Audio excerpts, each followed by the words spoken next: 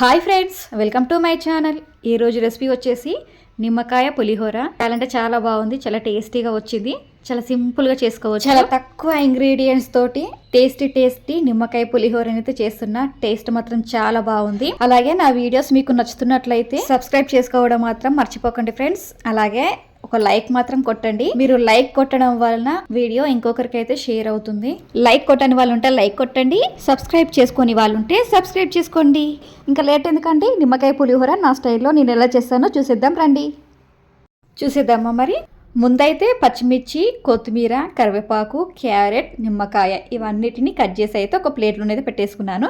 Carrot పూర్తిగా optional మాత్రమే. Carrot వేస్తే మా ఆయనకు చాలా ఇష్టం కాబట్టి నేనైతే క్యారెట్ వేస్తాను. క్యారెట్ వేస్తే పులిహోర చాలా బాగుంటుంది. ఒకసారి మీరు కూడా ట్రై చేయండి. ముందే అన్నం అయితే వండేసుకొని ఇలా ఒక ప్లేట్లోనైతే చల్లారబెట్టుకున్నాను. ఇలా చల్లారబెట్టుకోవడం వలన అన్నం పొడి పొడిగా ఉంటుంది. తర్వాత స్టవ్ ఆన్ చేసి ఒక గిన్నెనైతే పెట్టేసుకున్నాను. గిన్నె కొంచెం వేడెక్కిన తర్వాత 2 పావుల నూనె అయితే పోసేసాను ఫ్రెండ్స్. నూనె వేడెక్కినాక 1/2 టేబుల్ స్పూన్ జీలకర్ర కొంచెం వేగిన తర్వాత 1 టేబుల్ స్పూన్ మినపప్పును, 1 టేబుల్ స్పూన్ శనగపప్పును, 2 టేబుల్ స్పూన్ పల్లీలను వేసి కొద్దిసేపు ఫ్రై చేసుకోవాలి. కొద్దిసేపు ఫ్రై అయిన తర్వాత పచ్చిమిర్చి, క్యారెట్ని అయితే వేసుకోవాలి. ఈ క్యారెట్ పచ్చిమిర్చిని ఒక 5 మినిట్స్ వరకు లో ఫ్లేమ్లో పెట్టుకొని ఫ్రై చేసుకోవాలి. మూత పెట్టేసి ఒక 5 మినిట్స్ వరకు అయితే ఫ్రై చేసుకుంటున్నాను. 5 మినిట్స్ తర్వాత ఇలా అయితే ఫ్రై అయిపోతాయి. ఇలా ఫ్రై అయిపోయిన తర్వాత కరివేపాకు, కొత్తిమీరని అయితే వేసుకోవాలి. కరివేపాకు మంచిగా వేగితే మనం తినేటప్పుడు కూడా చాలా బాగుంటది. కరివేపాకు పడేయరు, గోలకుంటే పచ్చి పచ్చిగా ఉంటుంది కాబట్టి తినలేరు. అదే నూనెలా గోలాలి, అలా గోలితే మంచిగా ఉంటుంది కరివేపాకు, కొత్తిమీర కొంచెం వేగిన తర్వాత 1 టేబుల్ స్పూన్ పసుపునైతే వేసుకోవాలి.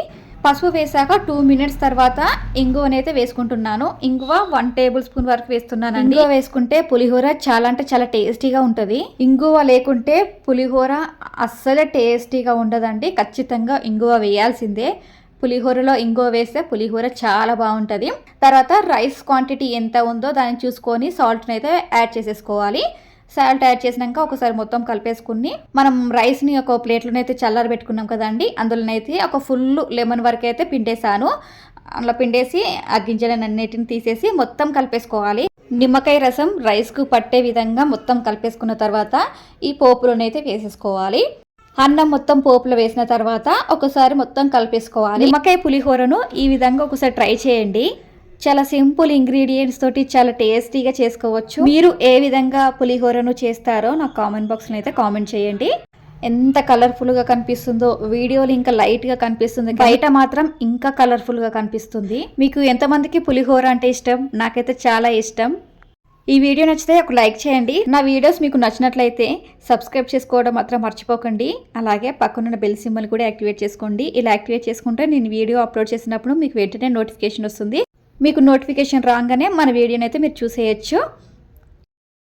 మళ్ళీ ఇంకో రెసిపీతో కలుద్దాం. Thank you for watching this video.